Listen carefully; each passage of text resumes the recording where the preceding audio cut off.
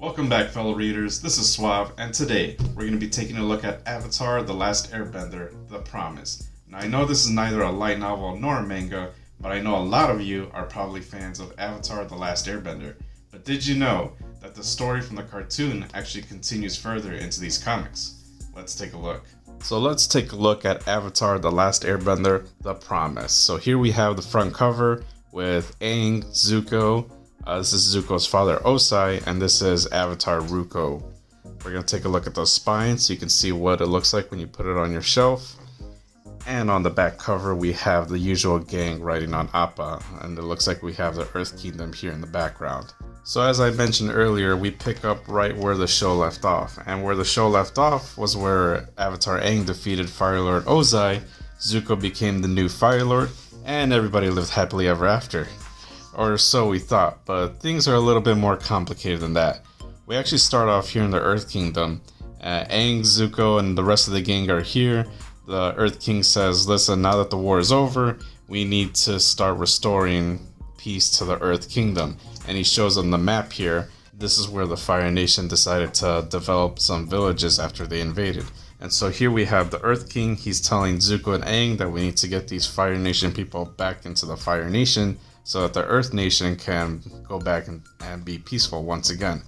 And Zuko and Aang are both agreeing like, yeah, this would be no problem. We should be able to do a very peaceful transfer.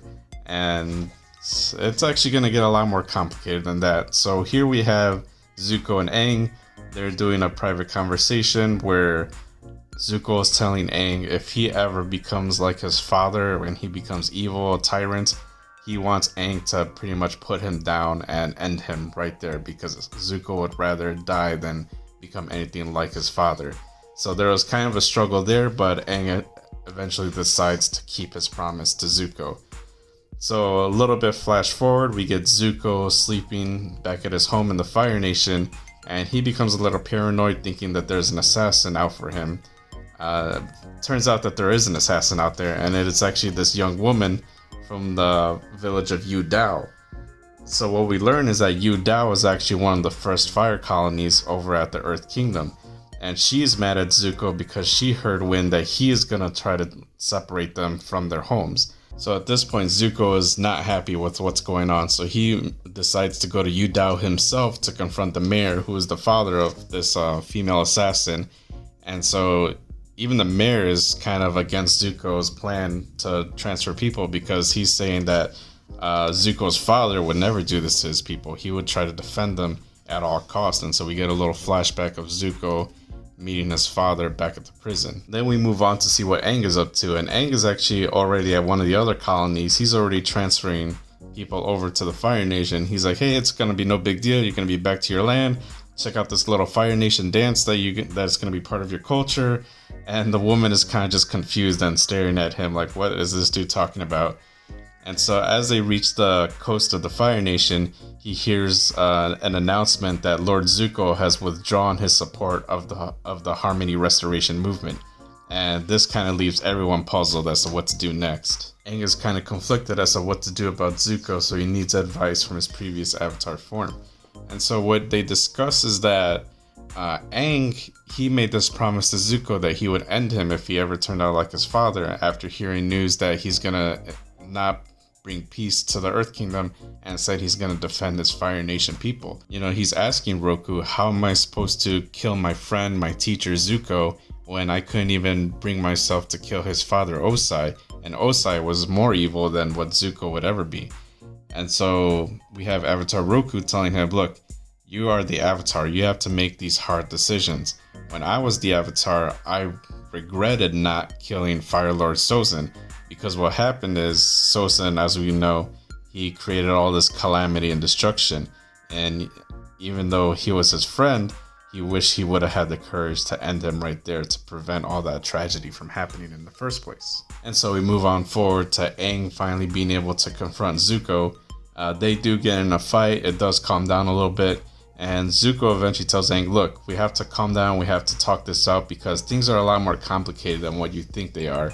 And so Zuko is taking Aang around the village of Yu Dao, explaining everything that he's witnessed. And what he's telling him is that when he first visited here, he brought over a prisoner who was a member of Dao. And what happened was that there was an earthbender woman who freed her using earthbending. And what we found out was that the mayor of Dao from the Fire Nation eventually married an Earth Nation woman. And now they have a daughter. Now you gotta remember, in this world, there is no such thing as being born in a country, you're a citizen of that country. It's more of being born in a culture, you're part of that culture. And so in this case, she identifies herself as both Fire Nation and Earth Nation. And you gotta remember, Avatar Aang was gone for a very long time. He was frozen in that ball of ice for probably at least a whole generation. And people changed, and this whole culture developed while he was gone. And so these Fire Nation people mixed with Earth Nation people have developed their own unique culture. And so now here we have the main conflict of this story is how are you going to bring these people over to the Fire Nation when a lot of these people have probably never seen the Fire Nation, and they're going to probably be in more danger if you bring them over there than you are leaving them in their own homes here. After learning about this, Zuko and Aang kind of go their separate ways to think things over. We see Zuko back in the Fire Nation, and here's Mai. She's very concerned about his mental state and his health because he hasn't been getting a lot of sleep. He's been paranoid about seeing these assassins and more assassins coming to get him. So she actually brings the Kyoshi warriors to be his personal guard. And we see Ty Lee here. We learned that she joined the Kyoshi warriors at the end of the series. So it's good to see her there. So Zuko's here. He's not getting a lot of sleep. He decides to go off on his own. And where he ends up going is back into the prison where his father is. And so he brings a little tea set with him and says, "Dad, I need your advice." And then that's where we get this sinister little smile here as they start to make conversation. Moving on, we see Toph. There's a lot of focus on Toph building up her metal bending school. There's this rivalry with these Fire Nation people. We also see that Aang eventually finds out that there's a whole fan club for him around this nation. And so there's different chapters depending on which location you're in the Earth Kingdom. And he sort of has a blast being able to do all these tricks, teach him about the Earth Temple. And then we move on to Zuko meeting his father at the prison. So this is actually a really interesting conversation because we don't actually get to see this side of Osai in the cartoon. So Zuko is trying to ask him, hey, what am I supposed to do? There's these Fire Nation and Earth Nation people living together. They've created families. They created their own culture. I can't rip these people apart and make them unhappy. And so Osai is actually telling him, like, listen, Zuko, you're the Fire Lord. You have these important decisions to make, and they're going to be complicated decisions, especially if you made deals with the Avatar. And so what we actually see is that Osai actually respects Zuko a lot, and he actually wants to see Zuko succeed. And he tells Zuko, look, if you can either rule with an iron fist, or you can protect the weak like you always have and try to bring peace to your people. But no matter what choice you make, you have to stand by that choice and you cannot falter. Because if you do, you are not a true Fire Lord. You are not a leader. And so that's actually a very interesting take that we get from him, is that no matter what Zuko chooses, he respects that choice and he has to see it through. Now Zuko, he doesn't really understand this advice at first, and he tells his father that he wants a direct answer, but his father is even more pissed off at this, and so he tells him, just get away because you obviously don't understand what you're doing. You sicken me. And it's not just the older people who are having this conflict with Yu Dao. We also see here that there's a young Fire Nation girl. She's training with these earth-bending people. So they're training together because they know that there's this conflict that's about to happen, and they want to be prepared to defend this village together. And what we see is that there's actually an Earth Nation boy. He's actually in a relationship with this Fire Nation girl. So it's not just the older people that are in conflict, but also the younger people that want to defend their home as well. And unfortunately, this guy ends up getting his ass whooped by his girlfriend because he's telling her, look, you have to choose a side. You're either with the Fire Nation or with the Earth Kingdom. And this is where she kind of gets pissed off at him, because she's like, no, I'm both Fire Nation and Earth Kingdom. I'm a citizen of Yu Dao. And then here we cut off to the two big nations making preparations for this large conflict. So we have the Earth King. He's in his safe airship balloon, and he has his army with his tanks marching over to the village of Yu Dao. While we have Zuko here, he's bringing his warships and his people over so that he can defend the village of Yu Dao. Here we see Suki moving on to go meet up with Toph and Sokka. So she's telling him about the plans that's going on with the Fire Nation, and she wants to bring them over to the rest of the team so that they can try to intervene. And then we start seeing the starts of the conflict. So we see the Earth Kingdom citizens along with the freedom fighters. They're ready to take down the gates of Yu Dao.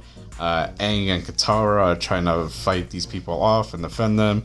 And Smellerbee is like, listen, I'm sorry, but this was all a distraction this whole time. We actually had this huge giant drill tank making a hole in the wall while you were distracted with the rest of us. And this conflict just keeps on escalating. You got the young people here. They're arguing over who should be going where. You have Smellerbee and the Fire Nation girl. They're about to really hit it off. And then you see where the conflict really starts to turn off. It's when these young people start fighting first. But then the conflict soon ends, because then they see this large Earth Kingdom army approaching them, and they're telling them, by decree of the Earth King, you guys have to leave, and there will be no conflict if you guys just leave peacefully. But then we see, of course, Zuko with his Fire Nation people at the same time, and so we see this huge conflict about to erupt very soon. You get tanks on both sides. You have the Kyoshi warriors defending themselves against both the Earth Kingdom and the Fire Nation. They're just trying to keep conflict to as minimum as possible. And of course, it wouldn't be an Avatar book if we didn't have Aang going into his Avatar state. And this is where the conflict starts to really quench down. He saves Zuko from falling down into this little ravine, and he's telling the Earth King, listen, this is a whole new type of world that you have not been able to see, because all you saw back in your throne was that there was this map and there was these little fire colony icons on your map. But things are a lot more complicated than this, and you have to own up to it. So the Earth King takes a really good look around, and he sees the reality of the situation, and he's like, listen, you guys are right. We need to really rethink this whole thing. We are not going to move forward with this Harmonization Act anymore. And then we see Zuko finally collapsing, because he's finally came to the realization that he made the right decision. He fought for his people, and now he can relax and take a nice nap on the dirt. And we actually leave off with a really quick cliffhanger here, because everything has been resolved. Zuko is back in the Fire Nation. He's sitting on his throne, and he's telling them to bring a prisoner forward, because he wants to get information out of his father Osai, but Osai is not willing to cooperate to give him a certain piece of information. And of course, that prisoner is none other than his sister Azula, and he wants to figure out where his mother is, and so he wants to team up with Azula to figure out the information that they both know in order to locate their mother. And that is where we end our story. And that, my friends, brings us to the end of the video. Let me know what you thought about The Promise. And if you liked this video, hit that like and subscribe. We're going to be bringing more content in the near future. And with that, I will see you all next time. Bye, everyone.